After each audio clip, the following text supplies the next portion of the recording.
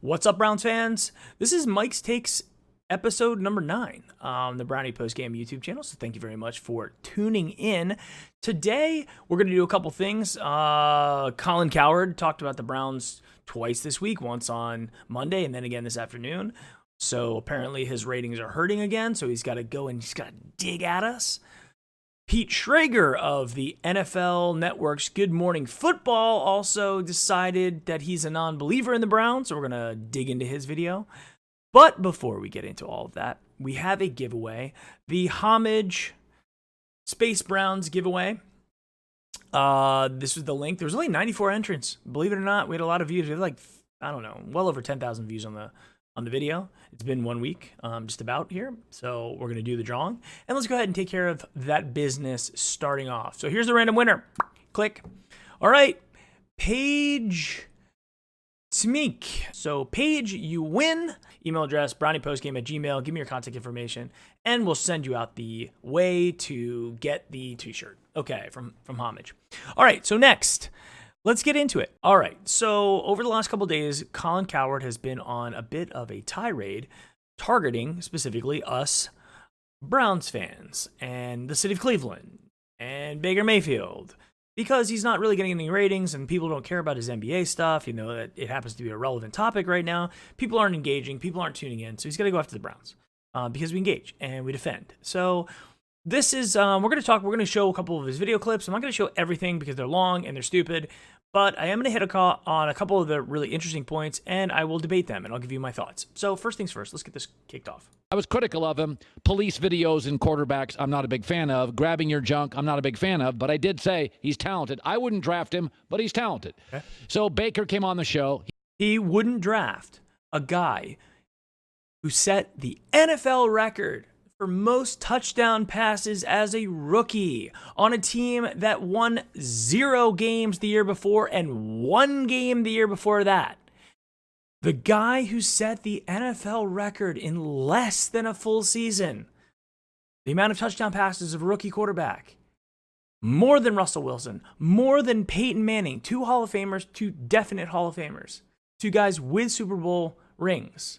And didn't throw anywhere near the amount of interceptions that Peyton Manning did in his rookie season. But Colin would not have drafted him. Brilliant guy. He was great. I loved him on the show. I liked him more on the show than I did before and after it. After it, he's now going after me. He's not going after. He doesn't care. Baker Mayfield doesn't ever go after Colin Cowherd. He reacts to Colin Cowherd. He doesn't give a crap about what Colin Cowherd or probably any other radio, talk show, traditional media guy says about him. When he does, he'll react to it. He doesn't go after you. I said something last week on the show. I had kind of an opinion. I said, John Dorsey got fired in Kansas City. Baker Mayfield had to walk on a couple times. Cleveland's been a laughingstock of the NFL. All right, so he's calling a guy who had to walk on a couple times because he wasn't highly recruited. Even though he won the job at Texas Tech, he won the job in Oklahoma over guys that were people that were highly recruited and given scholarships and all that jazz. Then he won the Heisman over every other player in college football, the vast majority of which were scholarship athletes coming out of high school.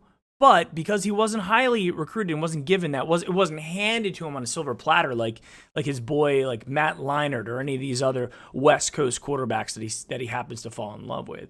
But because Baker wasn't handed that on that silver platter, that's a negative to Colin Cowherd.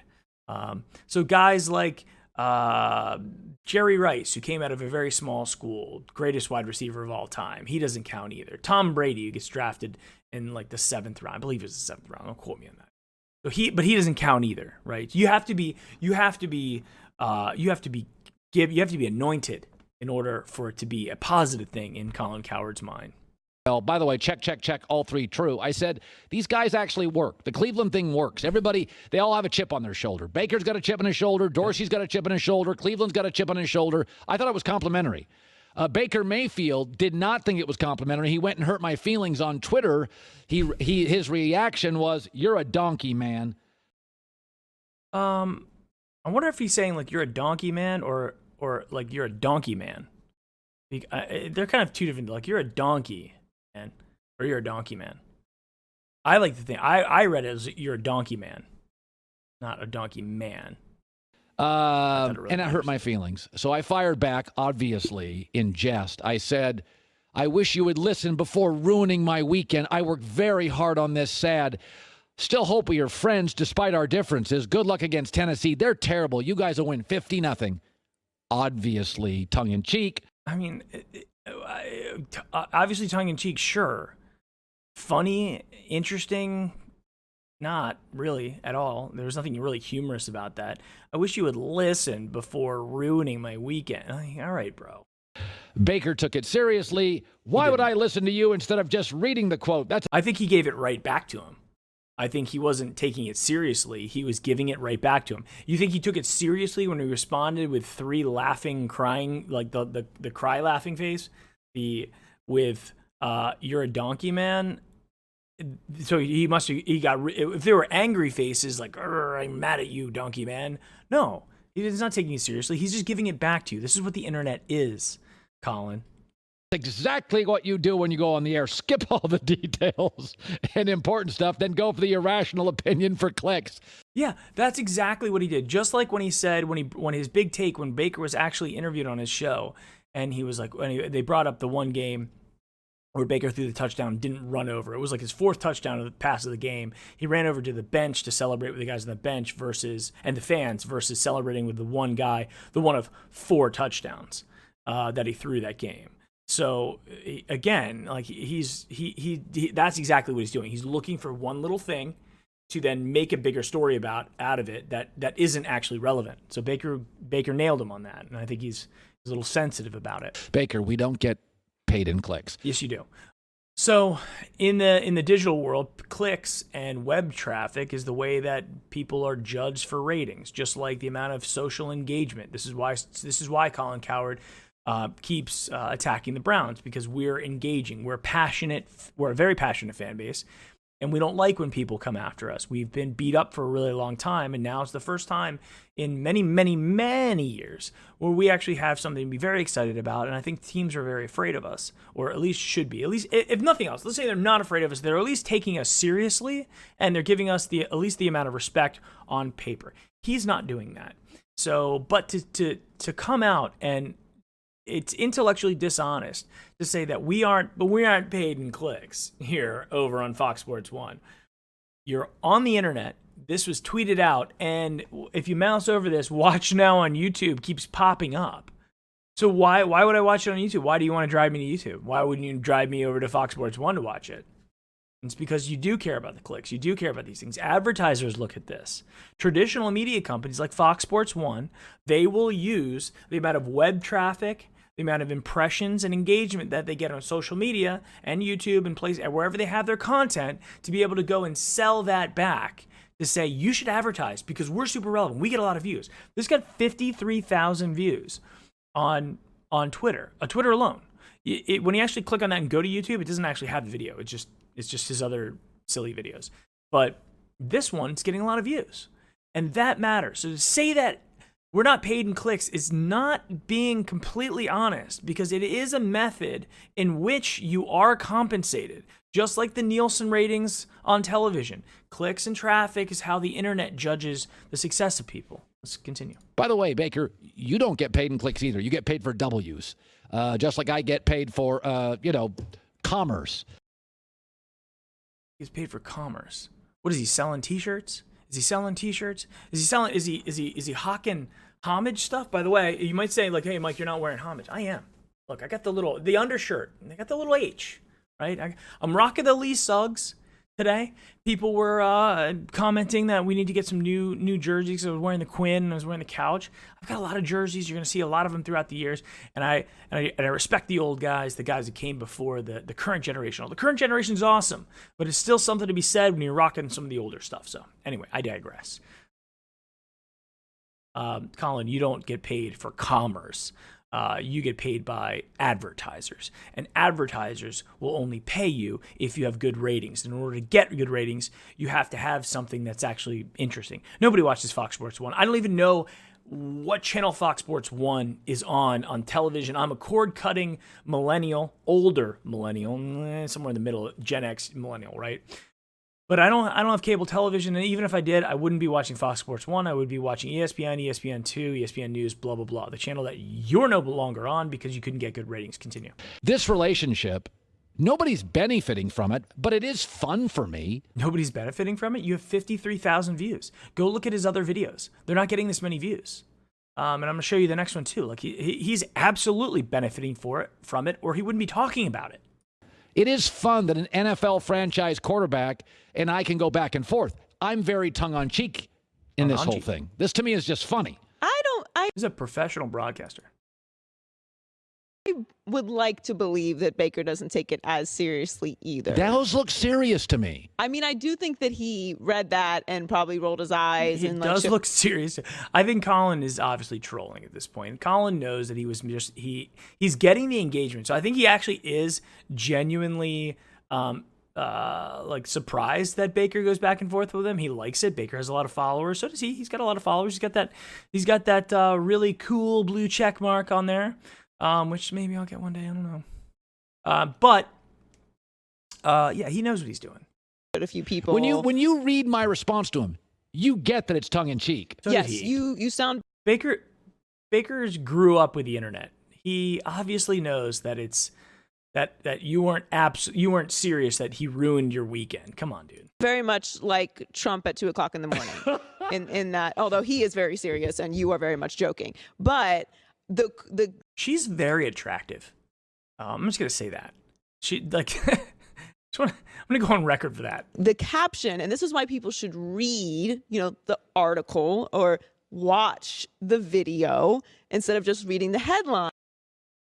So basically, Baker needs to watch your entire show to get the greater context about what you were saying when he was responding to an actual video. I'm sure he watched the entire 2-minute video of what you're talking about, right? He's not going to go find Fox Sports 1 randomly on the billion cable channels that exist, right? And then watch more of your show. You put out a 2-minute Twitter video. He's responding to that. Because you may find out that there's actually further information. What else? What other information was out there? He put text in a tweet, which was quotes about what it was, and then he tweeted a 2-minute video. It's not like he put out a 13-second video. He put out a 2-minute video. He laid out his argument. He pled his case, which the same thing like he's doing right now. What else do you need? With 30 minutes of video, you want this, this NFL quarter, he has nothing better to do than watch Fox Sports 1 for your opinions and the off chance that you might talk about the Browns? Not just what we can fit on Twitter. Yeah, there's no... Because what you said overall was... a compliment. It was a compliment when you hear it in its entirety. Yes. Like you said you were going to say a nice thing. Having a chip on your shoulder, having that be a part of your personality... is a good thing. It's a very motivating thing. And it works in the NFL for quarterbacks. Yeah, but he used that they have a chip on their shoulder on top of, these are all the things I hate about him. I wouldn't draft him. And he got in trouble one time in college. And John Dorsey, he doesn't like John Dorsey because John Dorsey got fired one time. It's like, Colin, have you ever gotten fired from somewhere? I think you have. And probably will get fired again. Aaron's got one. Tom's got one. By the way, everyone fails. So if you don't... He was a rookie. He was a rookie coming from, and there was much different situation coming from the Browns with Hugh Jackson, 1 win in 2 seasons, out to the Browns being drafted there versus Ben Roethlisberger, who if you look at his rookie season, he handed the ball off the vast majority of the time. I mean, he's threw the ball maybe 15 times a game his rookie season, right? They didn't exactly hand him the ball and said, Ben, do it. Ben was very much asked as a rookie to manage the game. They had a very good team that he inherited and in the middle of the season, and he did very well. And I'm not saying that Ben's a bad quarterback. He's certainly not. He's very old right now. I don't think he's going to have as great a year as he had last year. But as I've said in some of my tweets, they asked Ben to do a lot. And when Ben does a lot, he can be productive. If you look at his numbers, the number of yards, his touchdowns, very good, career best. Or very close to career best, at least. But he also led the league in interceptions, and they also didn't make the playoffs. So when you ask Ben Roethlisberger to do a lot, it's not like you're asking Peyton Manning to do a lot. It's not like you're asking Tom Brady to do a lot. They can lead the team. Ben Roethlisberger is not that guy. He doesn't have the decision-making ability. I don't think he has the physical ability to do it, especially not at the age that he is today. Anyway, continue. Have a chip on your shoulder, you're not going to be successful because you'll give up. But I think a lot of people in Ohio, oh, he is so in your head. No. I'm not in Baker's head. He's not in my head. Folks, this is all fun. The idea of Westbrook taking a shot at me on social media, good or bad, it doesn't change my world.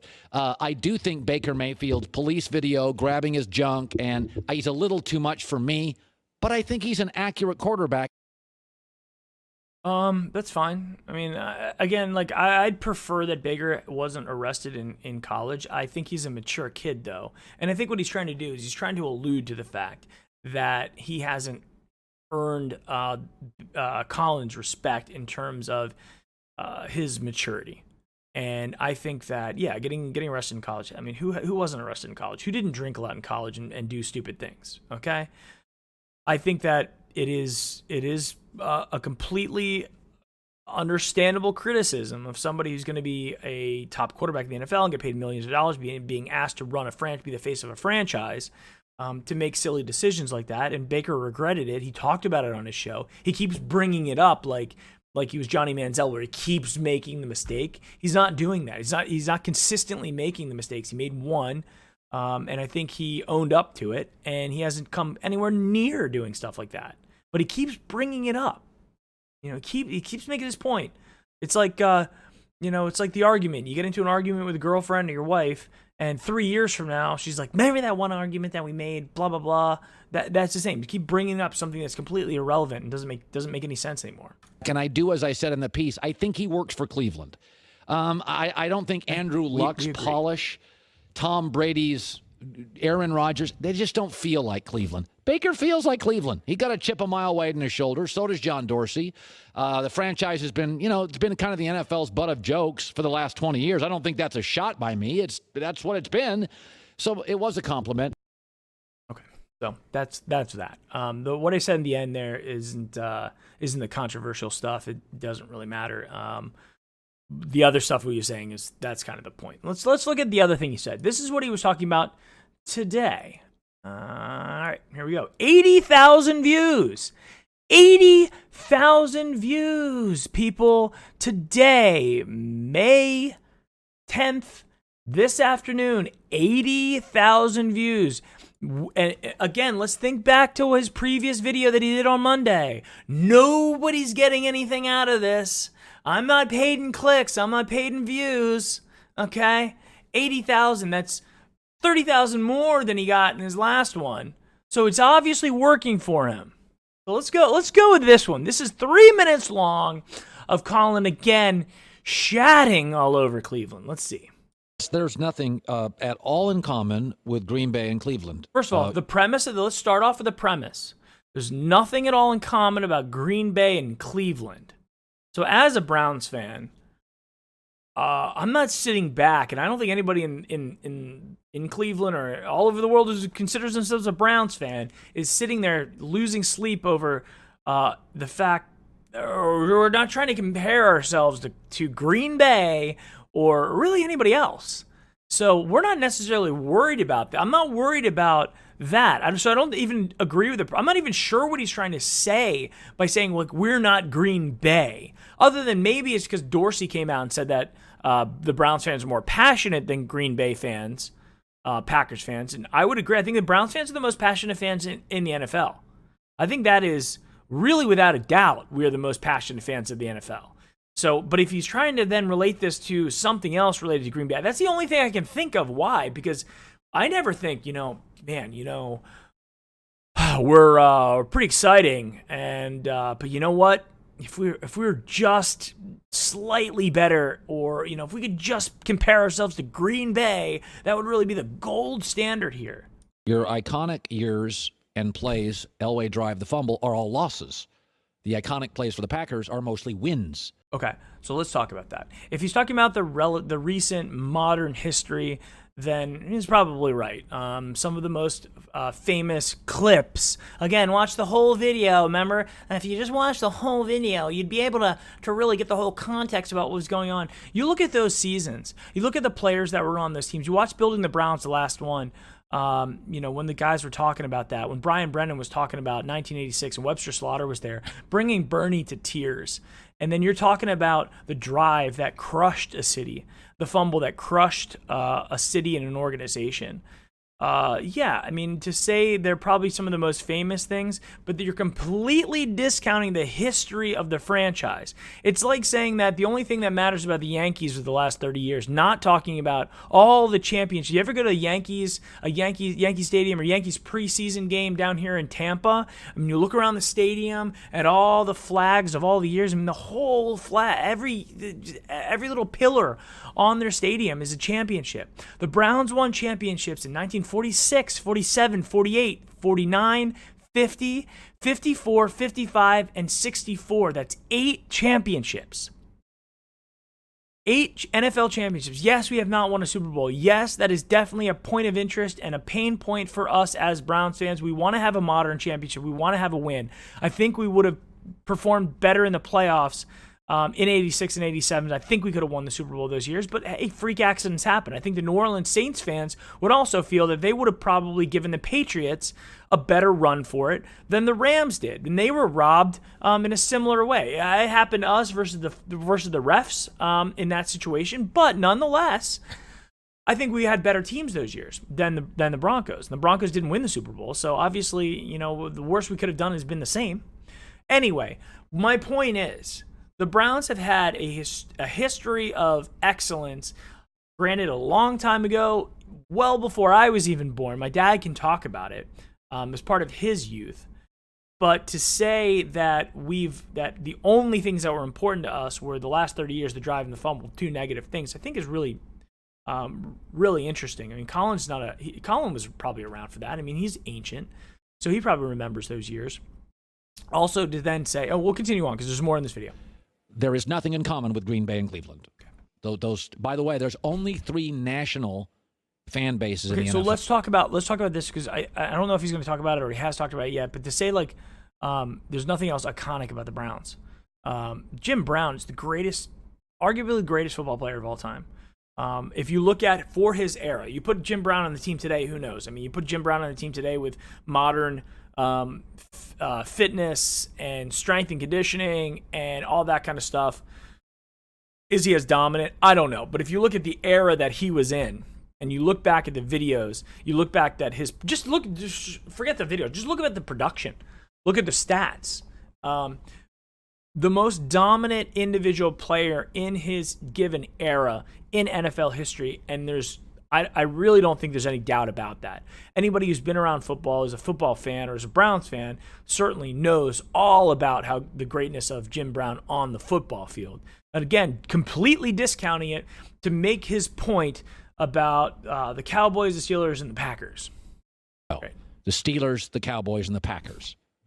Cleveland is not even regionally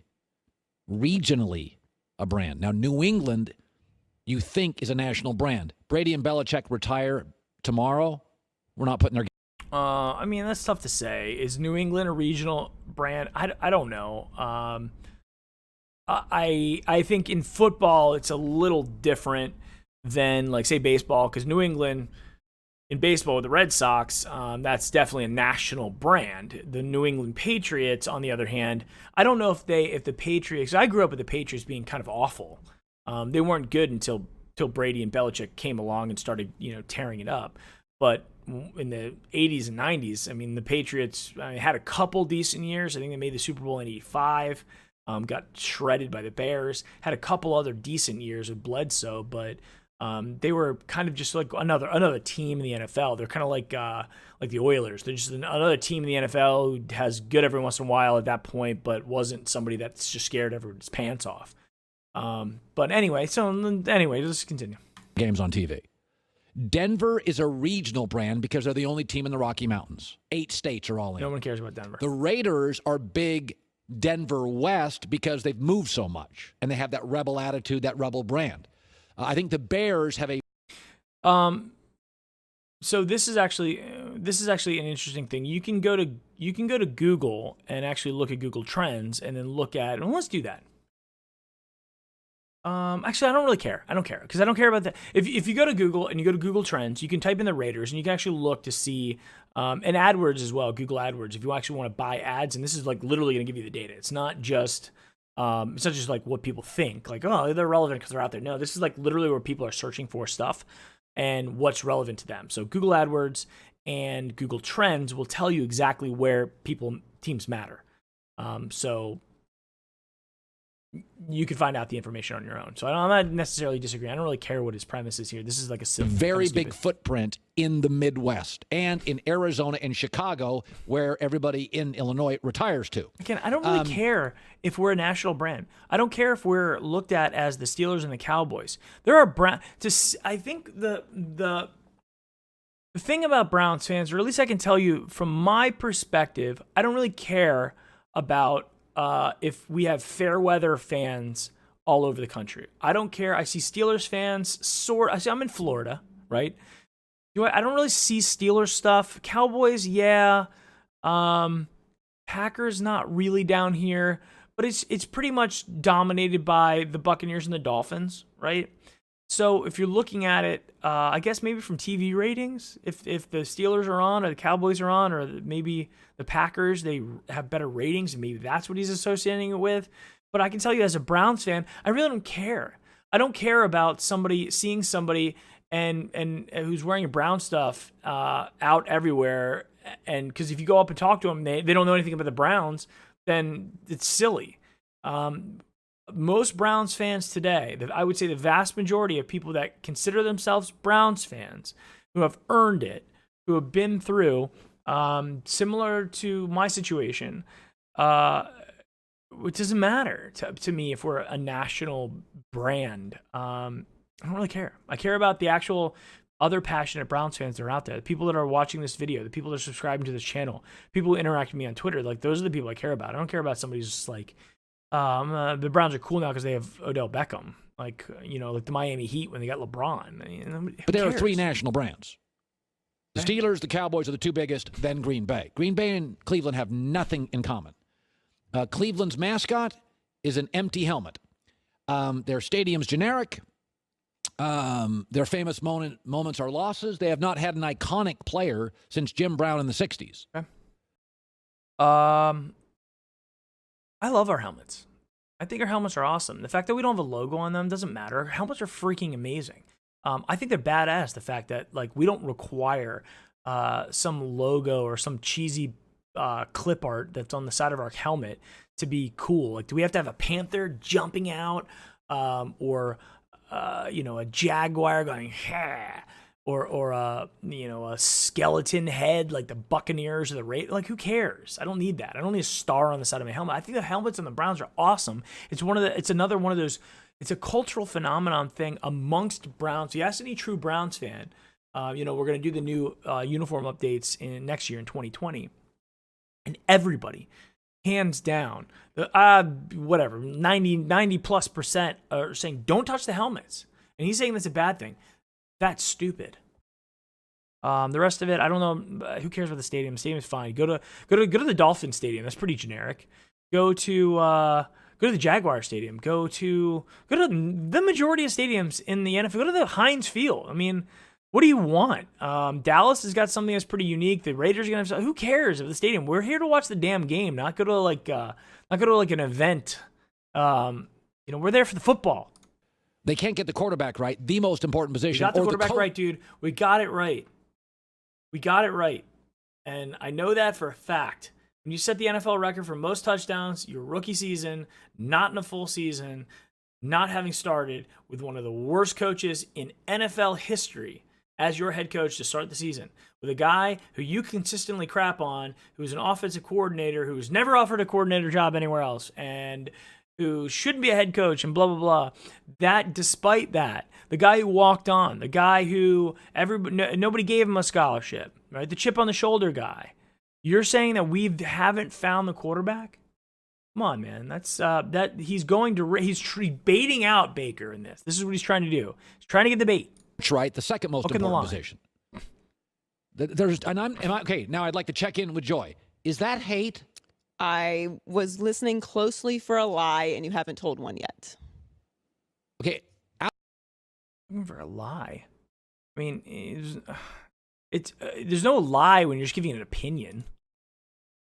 All right, click. Outside of the Chicago Cubs, to be a national brand, you have to win. Steelers, Packers, Lakers.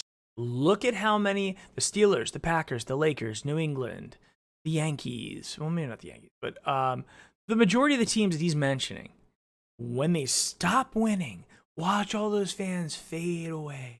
Just like Infinity War, they're all going to fade away, and they're going to all take their stuff off, and they're not going to talk about it. They're not going to watch stuff. They're not going to do the same thing that Browns fans have done through all the terrible years. They're not going to talk about it. They're not going to call their relatives and talk about it. They're not going to sit and make that day, that event, once those wins fade away. I don't care about fair weather fans. I care about true fans. And that's the difference.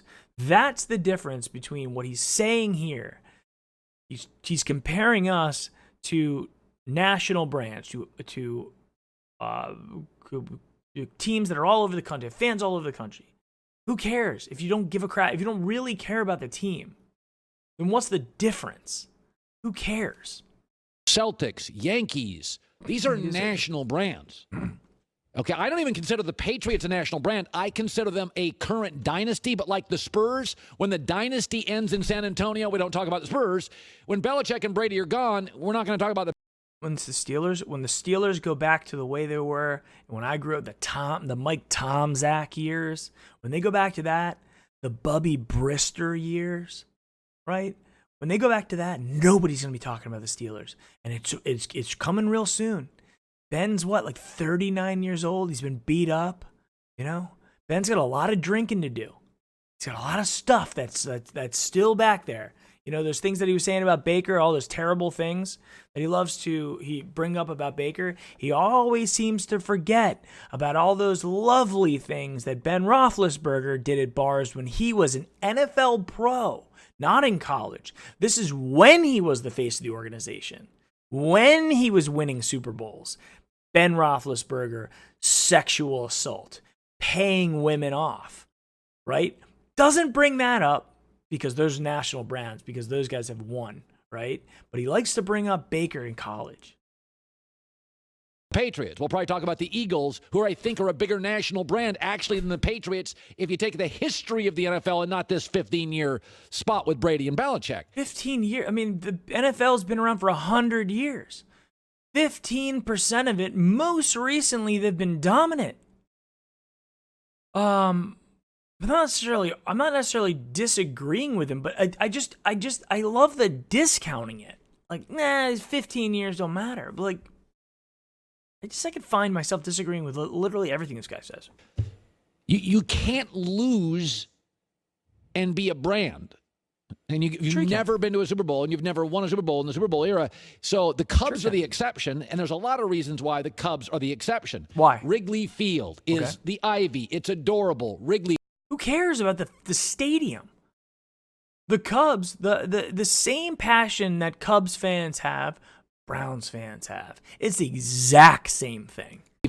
Harry Carey, you were the first superstation in America, I believe, on WGN, so all of us watched day games for 25 years of the Cubs. It's also in Chicago. I'm not trying to be a hater here. No, I'm with you. I just disagree with everything he says. I just find him so amazingly smug and unlikable. A lot of exaggerations and a lot of noise around the Browns right now without any actual evidence. I find a lot of things about the Browns right now. It's really funny how because Colin used to have Michelle Beadle on his show back in the day as well, another attractive, but Michelle was intelligent. Michelle had a lot going. I mean, Michelle could carry a show by herself. Joy, I'm sorry. You're no Michelle Beadle. That any of this has worked or will work. I think last year they made a significant jump, which we're all happy about. And congrats. And now you have an incredibly amount more talent and pressure and expectations. Cleveland's not a national team. You know what the national team, the fourth biggest national team is just the NFL. So that's the other thing. Like, nobody cares if we're a national team. I'll say it again. We don't care about being a national team. And we're perfectly fine with that. We're not trying to be the Steelers or the Cowboys or the Packers. Jim Rome might have called us America's team. And when he's calling us that, it's because we're interesting. We're going to have a really good roster this year. We're probably going to win a lot of games, definitely more than what we've won in the past. We have Browns fans all over the country. And you're forgetting the fact that they're homegrown Browns fan clubs, the Browns backers, that are in every single city. These are groups of people. Every single city in this country, not small town, every city in this country. In Orlando, they have them. In Tampa, in South Florida, Birmingham, Alabama, Nashville, Tennessee, Harrisburg, Pennsylvania. You can go on the Browns website. You can actually look up where the Browns backers are. These are the Cleveland Browns football team is the closest thing in the NFL you have to a college team. To an identity, it's an identity thing. It's part of who you are. And we have these organizations, the Brown backers organizations all over the country, and they're not full of fair weather fans. These are passionate people that want to get together and watch the Browns games together and do the BROWNS Browns when we score. I mean, there's a lot of fun stuff that goes around with that, and that's part of the culture about being a Browns fan. It's not about having our having our jerseys and sweatshirts in JCPenney's all over the country and every mall. It's not about that. It's about the culture and about the identity. Okay? That's my point here. I know this has been a long video, but that's my point. Watch it. We bet it. We love it. We talk about it. We discuss it. It's talked about on the opinion shows more than any other league. And again, I'm saying that New England's not a national brand. New England, like the Spurs with Duncan, for about 12 years, we're on TV constantly. Right. But Duncan leaves. We don't talk about the Spurs. The Patriots are Dunkin' Donuts, the franchise. Guys, a lot of teams, when they're good, they put them on TV. When we weren't good, when we had rosters that nobody cared about, we were almost never on television. We had no national games. Okay? We have a good roster this year filled with stars on offense, on defense. We're an interesting team in terms of new coach, the GM, the whole situation, the turnaround. We are an underdog story, and that's now why we're on television, okay? So, anyway, I'll continue. But that's what I'm saying. The further west you get, once Brady and Belichick leave and retire, the less relevant they are. Starbucks is global. Dunkin' Donuts is national, but man, it's huge in like 4 Massachusetts, Connecticut, Vermont, New York. You start moving west, by the time you get to, like Denver, it's back to Starbucks. No, wait, then they have Dunkin' Donuts in Colorado. I've got a Dunkin' Donuts shirt from Colorado. They like it out there. He's so smug in West Coast that he's like, I speak for the West. And Starbucks is terrible, by the way. For people who are out there drinking Starbucks, the difference between Starbucks coffee and Dunkin' Donuts coffee, it's night and day. I never go to Starbucks unless I absolutely have to, and usually it's just like a business meeting. Like we'll meet at Starbucks because usually they almost always have, the Wi-Fi works there and stuff like that. They have, you can get in and out. That's the only. I'm only doing business at a Starbucks. I'm not going there recreationally. But Dunkin' Donuts, I went to Dunkin' Donuts this morning. Dunkin' Donuts stuff here? No, I don't. But I went to Dunkin' Donuts this morning. On Fridays, I'm getting my iced coffee. I'm getting my wife a latte, right? I'm not going to Starbucks for that. None of that was hate. I just disagree with this man. Right? You can't say that's hate. No, all of that is very much true. It's very much a reality. It's cool. He's just creating. He's trying to create controversy for something that there is no controversy. He's trying to rile us up, right? Man, this is a long video. 41 minutes. Here we go. Okay. On to the NFL Network. On to Pete. P. Shrags. All right, here we go. Let's do this one. Can he do it? That's the question. No, he's a wide receiver. That's preposterous. The question was, can OBJ turn the Browns into the new Patriots? Because OBJ came out and he said, we want to be the New England Patriots. And again, that is 100% okay to aspire to be a dynasty NFL team. He didn't say we are the Patriots. He wasn't like LeBron saying we're the Beatles and he said he wants to be the next Patriots. Nothing wrong with that. And he also didn't say I'm going to turn the Browns into that. He said we as a team. Everything they're looking at is to rile this up and be misquoted. Man, it would really it'd be tough to be a guy like at the celebrity level of OBJ.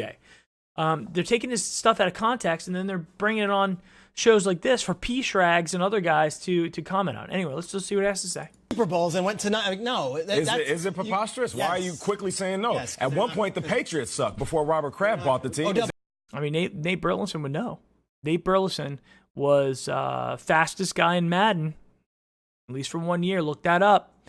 He was a dangerous guy off the bench. Nate Burleson, I think he had a 99 speed back in, I don't know what year, maybe like 2007-ish, 2008. That could be wrong. But he was the fastest guy in Madden. Very dangerous returner. And when he did catch them, he didn't have great catching. But when you could throw those Hail Mary passes to him, and he was a dangerous weapon. He didn't catch them all, but he had the speed. Nate Burleson would know. He's a Patriot. Is that true? Is that true or not? Yes, Shrakes. All right. Well, okay. Well, they tell you. I don't know. Is it? Make the case. Make the case that they're the new Patriots. He's not saying we are the new Patriots. He wants to be like the New England Patriots. Peter. Case, the proof is in and put in it. History. The greatest dynasty of all time in the history of the game. The Browns, who went 7-8-1. Odell Beckham Jr. is not a crazy statement. We got to get a wild card. The Browns, the Patriots were the Browns. Be better than the Bengals. Be better than the Bengals. That's fine, Shrakes. It's going to be better than the Bengals. Okay, look, listen. I understand what he's saying. Okay. Historically, even in the bad years, though, the Browns would beat the Bengals every once in a while, sweeping them. Not always, but we'd play them tough with poor rosters, right? So you look at the Browns versus the Bengals in that rivalry. We beat them twice last year, okay? Handedly beat them twice, and the argument might be, well, they didn't have Andy Dalton and AJ Green. I understand that. They had Andy Dalton in the first game until he got hurt. And then for at least half of it. And then, so what about AJ Green? AJ Green didn't play in a lot of games last year. But either way, we won those games. So you have to win the games you're supposed to win, and we did. So, but then you're going to say, like, okay, beat the Bengals all the years that we lost. Well, we didn't have Baker Mayfield, Odell Beckham, Jarvis Landry, healthy Myles Garrett, Nick Chubb, guys like Kareem Hunt, guys like Denzel Ward, Greedy Williams. We didn't have the roster we had when we were losing all those years. So, but now we have them, right? So if anybody's going to say, well, you only beat the Bengals because they didn't have, Dalton and Green. Well, we didn't have our team either. We're living in the now. We understand. Hey, NFL, anybody who's not a Browns fan, we get it. We know we weren't good for many, many years. We know, we get it. But we got a chance to be great now, and you need to let us have that, okay? And most fans do. Most fans are actually rooting for the Browns. And they understand because they're passionate fans as well. So they know a Browns fan, or they at least see us. Maybe they felt bad, whatever it is, but they know maybe they have a neighbor, a friend who's a Browns fan, and they've seen us live through the pain. There's a lot of people that are rooting for us. We are the underdogs. We just have a good roster this year, and we're allowed to be excited. That's take time. At one point, you have to put it out there. Robert Kraft talks about it all the time. I plan on being there for the next 5 years. This is what Odell says. Bring as many championships as possible. Turning the Browns into the Patriots. That's what he's setting the goal. That's all he's doing. He's goal setting. He's publicly goal setting. It's lofty. It's great. This is what we want too. As a Browns fan, I have nothing wrong with what he said. This organization didn't have the same type of energy that they have now when I bought the team. That's the reason why he bought it at a price. And right now, it's one of the wealthiest organizations and franchises in sports history. All I'm saying is at one point, the Patriots were the Browns. And you have to put it out there. You know, there's power in the tongue. I can't answer that question. There are steps the Browns need to take. Okay. So, I don't know if you necessarily have to say it, but he was asked about it, and he gave his opinion. There's nothing wrong with giving your opinion and being honest about really what your goal is. I have no problem with that. So anyway, guys, thank you very much. Thank you very much for watching. This has been a long video. I'm going to cut down as much of this as possible. Paige, I can't pronounce your last name. Smike, I guess it is. Congratulations. You get a free t-shirt from Homage. That's awesome. Congratulations again. Thank you guys for watching. There will be another giveaway. We're going to do another one very soon. Thank you again for the 2,000 views, 2,000 subscribers, I should say. And I guess nothing else. This has been a long one. As always, go Browns.